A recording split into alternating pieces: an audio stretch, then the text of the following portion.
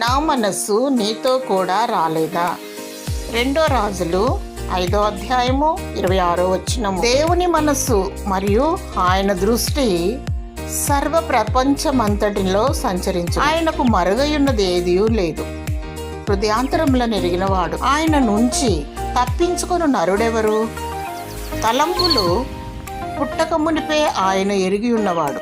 నీవు ఎక్కడ ఉన్నా, ఏ పని చేయుచున్నా దేవుని దృష్టి నీతో కూడా ఉండును. గెహజీ నుండి ఎలీషా నయమాను వలన రోగము బాగుపడినందున ఆయన తీసుకొచ్చిన కానుకలను ఆశించి దేవుని విడిచి వెళ్ళిపోయాడు.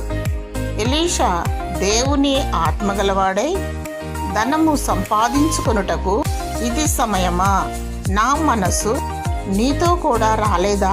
మనస్సు నుంచి శాపగ్రస్తుడయ్యాడు. దేవుని దృష్టిలో నమ్మకముగా ఉండుము. పైనున్న వాటిని వెదుకుము. నీవు బహుగా ఆశీర్వదింపబడుదువు. దేవుని ప్రసన్నత నీ పైన, నీ కుటుంబము పైన ఉండునుగాక. ఆమేన్.